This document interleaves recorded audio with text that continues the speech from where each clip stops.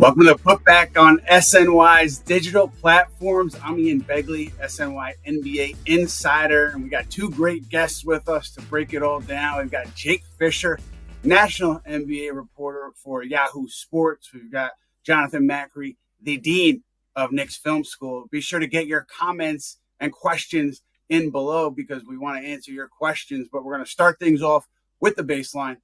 As you know, a few days ago, Knicks making a big move, trading for OG Anunoby, sending out Immanuel Quickley, RJ Barrett, and a valuable 2024 second-round pick, which is coming from Detroit. Seismic move has a ton of implications, so we're going to get into that right away. I want to know first, Jake, what do you think about how the Knicks and Raptors got to this deal, sending OG to New York? You know, we were talking about this before we went live, that OG Anunoby has been someone who's been on the Knicks radar for a long time. And there was reporting from yourself, Ian, from other reporters. I think Fred Katz at The Athletic said this as well, that, you know, this time last year and ahead of the February trade deadline, New York was willing to offer multiple, 3, maybe even 4 first-round picks to get OG Anunoby's services. But as Toronto continued to evaluate their roster with Pascal Siakam and Scotty Barnes and down the list, it seemed pretty clear from talking to other teams that had talked to Toronto, the Raptors weren't looking to take a rebuilding step back. They wanted young players who were starting caliber right now and in theory had upside. So if you combine RJ Barrett and Immanuel Quickley, plus that first round type pick, like you're saying, from Detroit, it was enough to get it done finally for Toronto.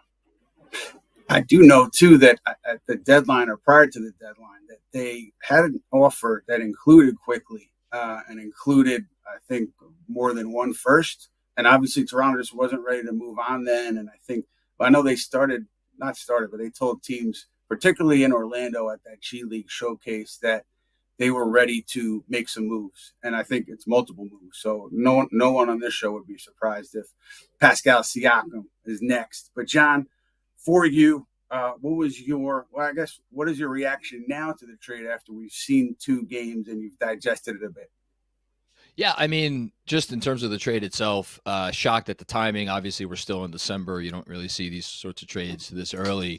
But obviously not shocked that they went out and got this guy because, as both of you have reported repeatedly over the last year, this is someone the Knicks coveted, and I think we've seen why they've covered him over the last 2 games.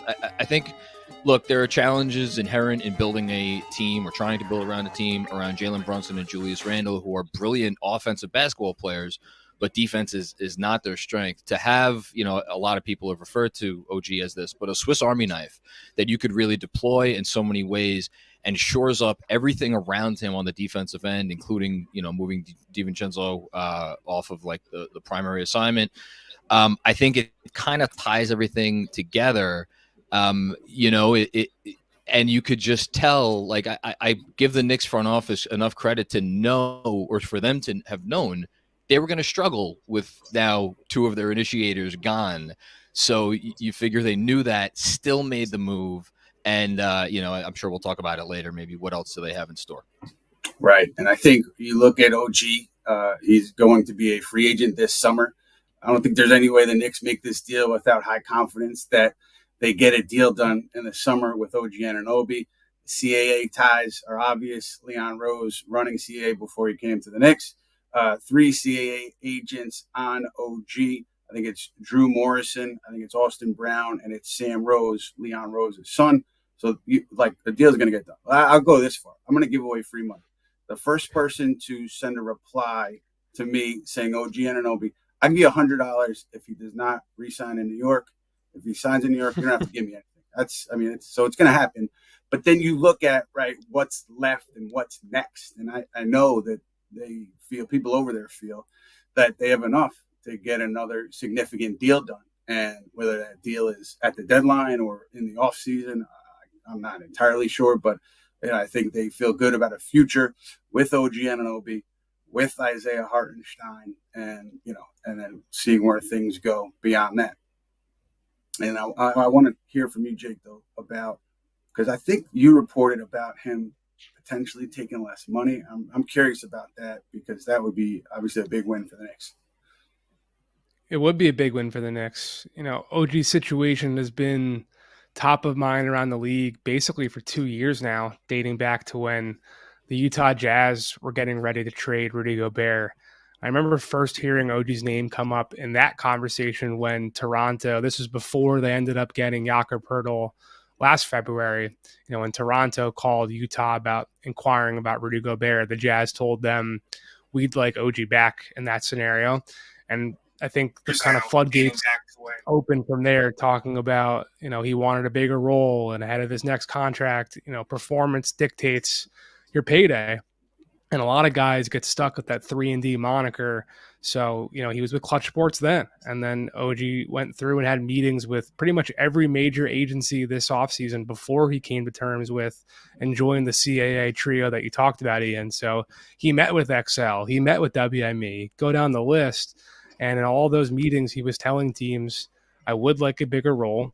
I would like something like $40 million.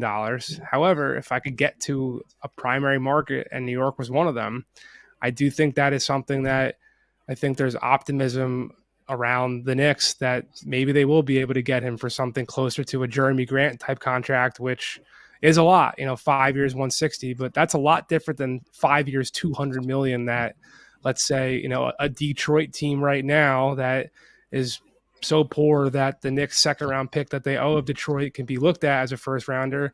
I think a team like that might have had to really put a full 5 year, 200 type $1 million deal on the table to get someone of OG's services. It's fascinating. I mean, the agency piece of it is fascinating. And I do want to know, though, John, because the Knicks did trade away, I think their biggest trade chip player-wise. Yeah. And two very, very important parts of this franchise for the last several years. So little Knicks nostalgia here. Looking back at RJ Barrett's tenure in New York, John, how do you put a bow on it? As will probably surprise very few people that are watching right now, I wasn't the biggest RJ guy. And that's because I think like a lot of fans got frustrated with the inconsistency. What is undeniable is that he was instrumental in helping bring this franchise and this organization up from the depths of you guys would probably know better than me. Was there any franchise thought of worse than the Knicks when, during that kind of 2019-20 season coming off the summer that wasn't? And RJ was a part of bringing them back. And, I wrote a retrospective of him and Quickley's career, looking back at some of their biggest moments in New York for the Knicks Film School newsletter. It's amazing how many huge moments that RJ Barrett had in a Knick uniform. You think about the dunk in game 1 against Atlanta in the playoffs. You think about the game winner against the Celtics at the end of that game. You think about a dunk, fittingly enough, against the Toronto Raptors to send a game into overtime when the Knicks were on a nice little stretch there.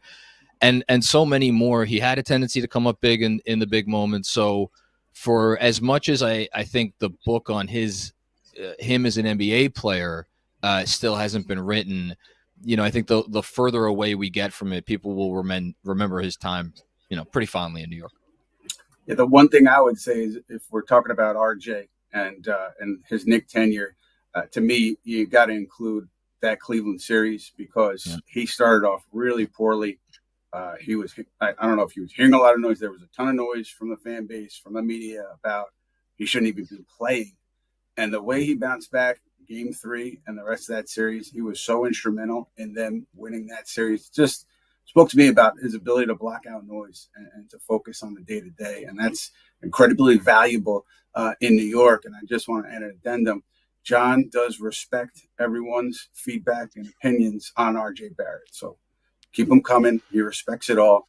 Jake, we're going to talk about Immanuel Quickley, another very good draft pick, really great person in that Knick locker room, really respected as a very hard worker, kind of guy that, I think if it was able to work out, the franchise would love to have for the entirety of his career. They obviously weren't close on dollars in that extension. They weren't close on structure of the deal. The Knicks feel like they made a very fair offer. Obviously, Quickley's side felt like it wasn't fair. So he's betting on himself, which I respect. What do you see for him in terms of his market this summer? I know there's interest. He has fans in San Antonio, Orlando. But how do you see it shaking out for him in Toronto when you look ahead to the offseason?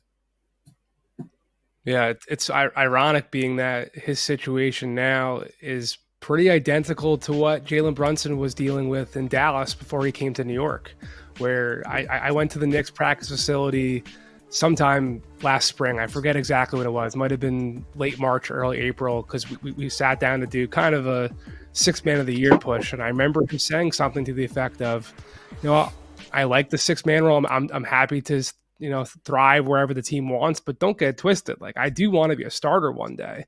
And that just became clear it wasn't going to happen in New York. With that money you talked about, Ian, I was told the offer never exceeded, a 4-year deal at around $18 million in average annual value, where Quickley side of things was preferring to have things closer to the $25 million number that Jalen Brunson was able to get from New York. So he'll have that chance now to start like right away. He's in the starting lineup in Toronto. They went out and got Dennis Schroeder this summer for the full mid-level, and he moved to the bench. I mean, he's closing games there, as will be interesting to see, because I do think personally Quickley was able to play alongside Brunson, especially in closing lineups. We saw his ability on defense to guard multiple positions and kind of be like a quarterback, calling out schemes and switches and stuff like that. But he'll have the opportunity regardless in Toronto to be the starter, and I think command that $25 million figure that he was looking for if he's able to do that and do that effectively. This is a sample size now for a Raptors team that, maybe they will trade Pascal Siakam, maybe they won't. Maybe this team, I think they've won 2 straight since the trade went down. Maybe they will kind of figure out these pieces and they can still extend Pascal and think about trading him in the summer. So that bigger context around the situation, I think, will play into what he can command from the Raptors. But the Spurs and Magic that you mentioned, Ian, I've heard they've had interest in Quickley as well. So those are 2 teams that I would consider, especially San Antonio, if they continue to have a lack of playmaking to feed Victor Wembanyama. I think generally people are looking for them to look at a point guard this summer, maybe even at the trade deadline here in February. So those are 2 options I would consider for him long term as well. Yeah, I think that I totally respect that he bet on himself. I think both sides feel like they were being logical, but I know that on Quickley's side, they were not really concerned in the aftermath of this thing that there would be a lack of interest in him in this upcoming offseason. They felt like, something is going to be there. Teams know what he can do, even if he was not playing a ton of minutes. Teams had a strong evaluation and understanding of who he is. So it's going to be interesting to see how that goes. I wish Immanuel Quickley nothing but the best. Had a lot of respect for him. Had a lot of great basketball talks with him. And so we'll see how it plays out. But we want you guys to know that we are now in podcast form. So be sure to download the Putback podcast on anywhere you download your podcasts. You probably downloaded the Knicks Film School podcast already. You probably downloaded Jake's podcast already. If not, you should. Now download ours and give us a listen on there. But right now, we're going stargazing, boys. We are going to talk about what is next here with the Knicks. Stargazing, regular feature on our program. And some people might say, well, you're just trying to, get people excited. My counter to that is Knick Governor owner James Dolan was on the record saying that Leon Rose, he brought him here because Leon Rose can bring the best talent here. So obviously they're in the market for bigger names. We're not making things up. And let's start with Dejounte Murray in Atlanta.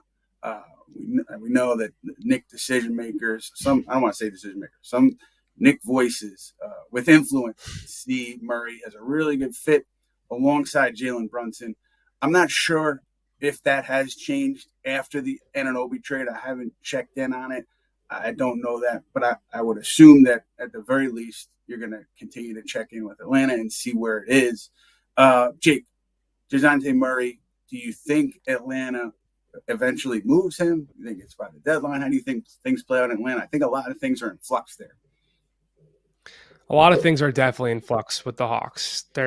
I got my next notebook article coming out tomorrow at Yahoo, so I don't want to say too much and spoil things for the employer, but I am expecting Atlanta to look at pretty much every option on the table.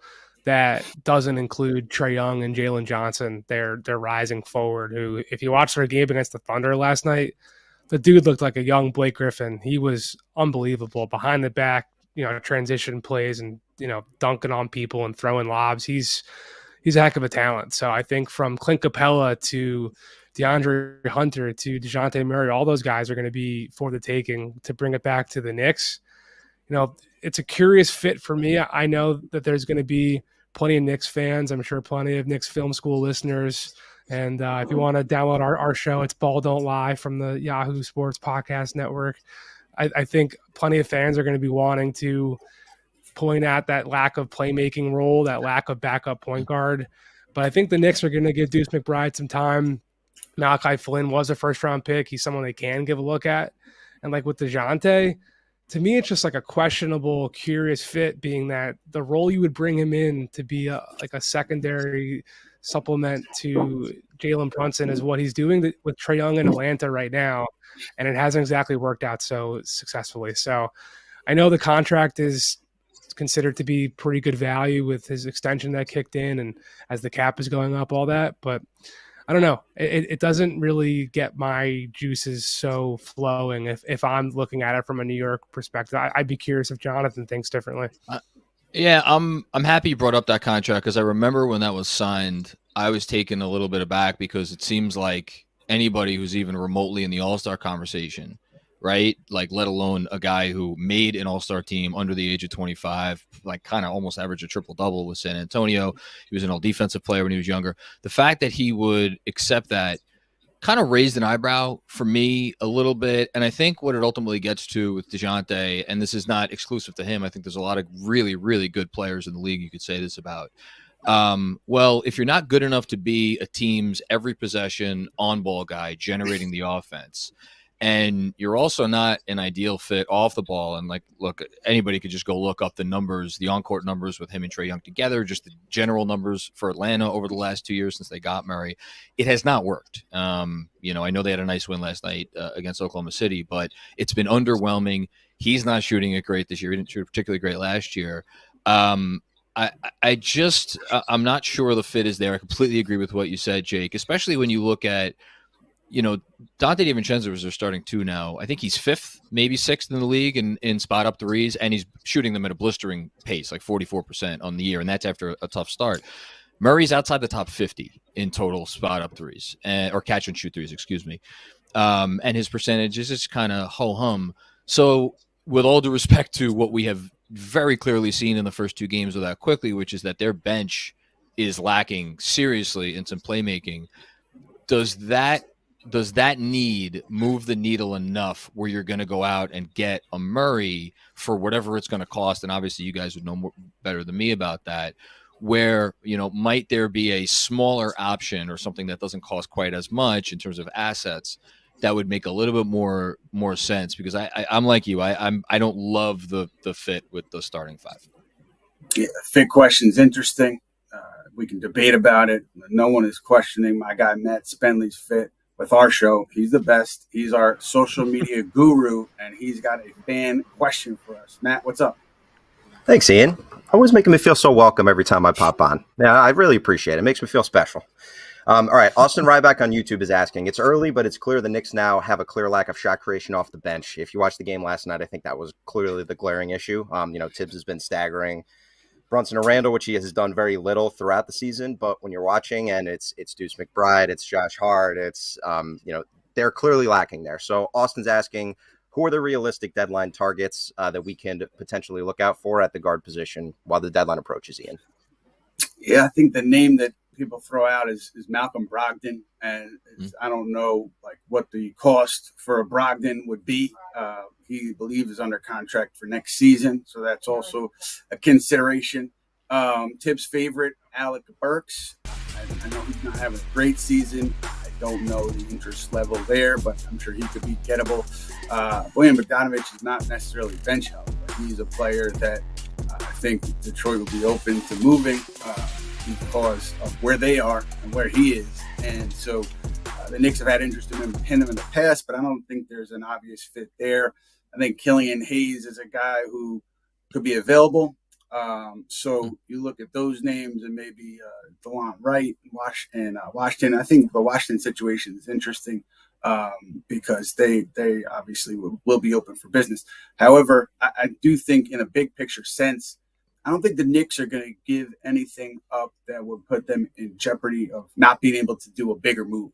I think that's part of the calculus here. I'd be surprised if they made, let's say they traded for a bench guy, but they traded like a first or a couple firsts and, Quentin Grimes, something like that, where then you're really depleting yourself for a bigger trade. So I think that is part of what will happen here. I don't know particularly who they're interested in bench wise, but I don't think they're gonna put all their chips on the table here for that kind of player. I think saving the powder is the most important point, Ian, because if you flash back to the Donovan Mitchell trade that everyone wants to, still always relitigate, one of the consistent messages you and I both heard was that the Knicks felt the Utah Jazz's asking price and the price that Cleveland ultimately paid was too steep to the point where New York wouldn't be able to get someone who could be better than Donovan one day. And that's, to me, still the ultimate goal and the ultimate benchmark that I would expect New York to consider. And that if I was the one calling the shots in Madison Square Garden, I'd be thinking about too. Because as good as this team is, it doesn't really seem like the NBA title is truly attainable if you don't have a real top 5 player. And the names of all the players you just said, they're not Giannis or Joel Embiid or, that type of real impact, high ceiling guy that this front office is truly, truly coveting and hoping will become available after some type of playoff shortcoming or, whatever, moves behind the scenes that get these guys available. That's the ultimate pie in the sky where this team's eye is trained on future moves. I'm kind of expecting they're going to make more of a smaller move, like you're saying, than like really try to use Evan Fournier and Quentin Grimes and all this stuff to go out and get someone that might not really move their ceiling all that much further than where it is right now. One name you mentioned, Embiid, you mentioned Giannis, and the Knicks have been linked to those two guys. They don't seem realistic at this point. I would also keep them linked to Karl Anthony Towns when you talk about, that bigger name player, that bigger addition. I would keep that link there until it's not possible to be there anymore, because I think there'll always be something there. But let's go to Donovan, John. And when you look at potential of Donovan's fit and OG's fit, do you see a big gap there? Do you feel like OG better fit given the rest, or where are you on that one? I think the Donovan Mitchell question, and I want to start with a caveat that I don't know that there's, I mean, I shouldn't say this on the show since we're about to talk about it, but like, is there a reason to talk about it right now? Because I think we all are in agreement that that's not a trade that's getting moved or happening, if it ever does happen, if Cleveland ever gets there before the deadline. That said, I think it's the most interesting question that you could ask about the Knicks, because is Donovan Mitchell a top 5 player? No.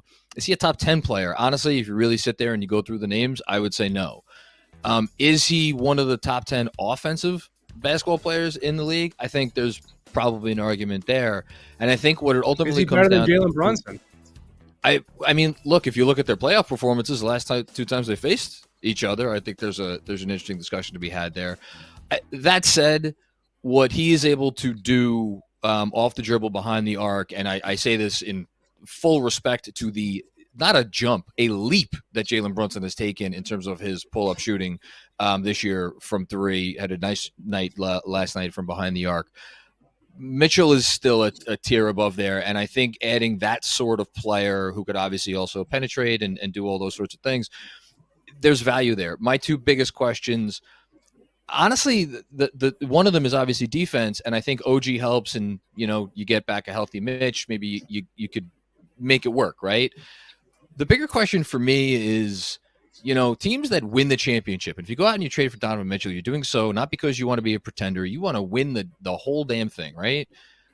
Have we seen a team do that without having its top 3 offensive players complement each other, make each other better? And I don't know, in Cleveland, have we seen the whole be greater than the sum of the parts on the offensive end? Now, I'm not putting that all on Donovan. That a little bit Garland, a little bit Mobley kind of has stagnated. But I do wonder about those three players who all like to have the ball in their hands. Although I look at Brunson and Randall this season, I think they've done a really nice job playing off of each other.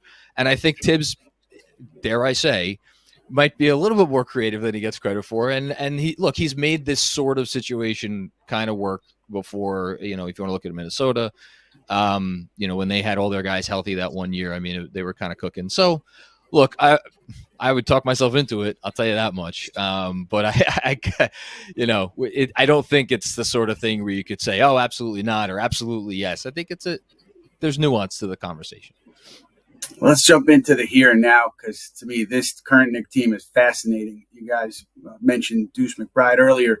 Tom Thibodeau was saying last night after the Bulls game that he wants to give Deuce some time. He wants to give this new bench configuration some time to gel. He's going to probably mix and match a lot with Julius Randle, Jalen Brunson with the second unit. And I think they're in kind of a period of observation with the second unit, and they're going to give it a little bit of rope.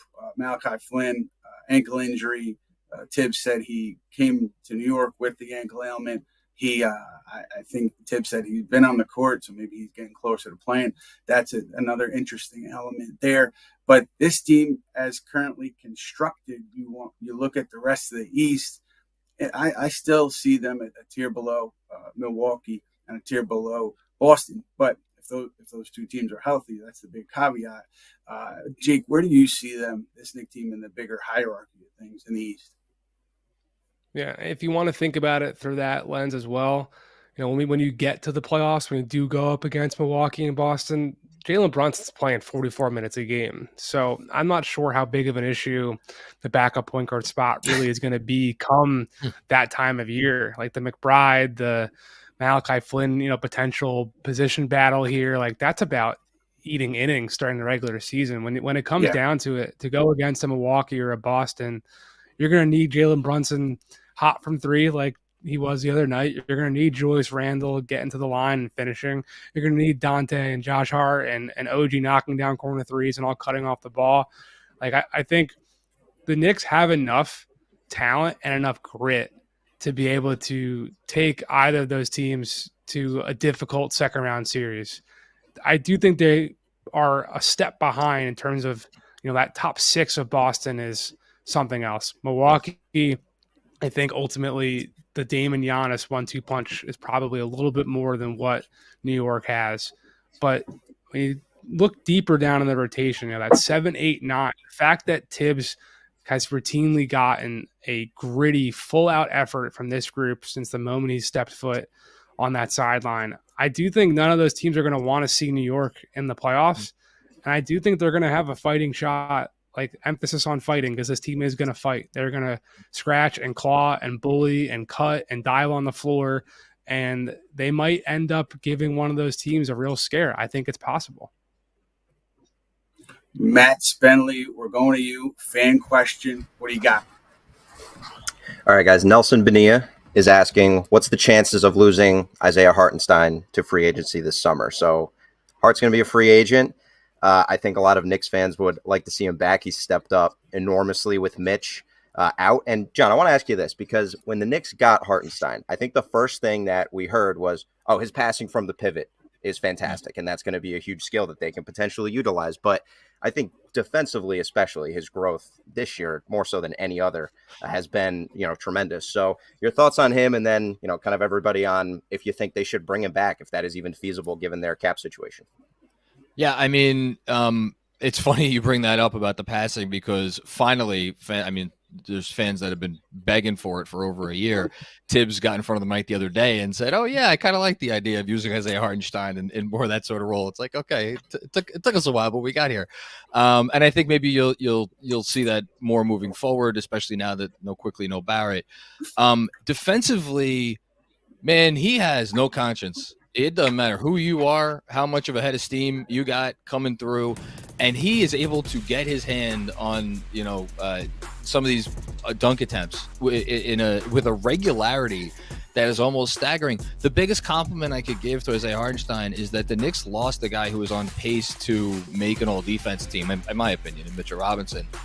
And I know they were literally the worst defense in the league for the month of December, but you watch Hartenstein specifically, you don't feel the loss. And I don't want to go too strong on that because Mitch, what he's able to do and the way he's able to scare teams from even doing anything near the rim and trying pick and rolls around him goes unnoticed. So Hartenstein's not that, and I want to be very clear about that, but he's darn good. And then the only other thing I'll say, and then I'm curious what these guys have to add, is I wonder, is there a team out there that is willing to go and dip into cap space for him, or is his market around the league going to top out at the full non-taxpayer mid-level? Because if the Knicks go and give him the full 40% raise, 140% of his previous contract, they can beat that full non-taxpayer mid-level number.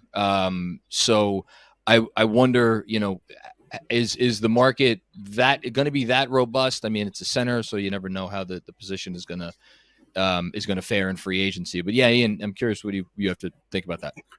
Yeah, I think one thing here is on Quickley. I think one of the hesitancies with the idea of paying Quickley what he is worth and what he probably will get this offseason, it was the idea that you want to be able to re-sign the guys that you have on your roster that you want to bring back. That's what I was told, and I can only assume that Isaiah Hartenstein is a big part of that plan, because why would you let him walk? I mean, I'm glad Nelson asked about him. He has been fantastic since Mitchell Robinson went down. I think let's slow down on the we don't need Mitchell Robinson anymore debate. I think it's a little premature for that. But Isaiah Hartenstein has been tremendous. He's earned himself a big raise, and I think that raise will come from the Knicks. I can't see them letting him go.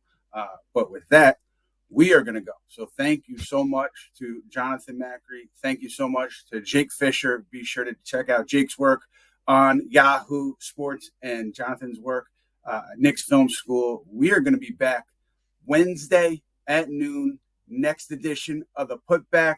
We're really looking forward to that one, and be sure to check us out in podcast form wherever you download your podcasts.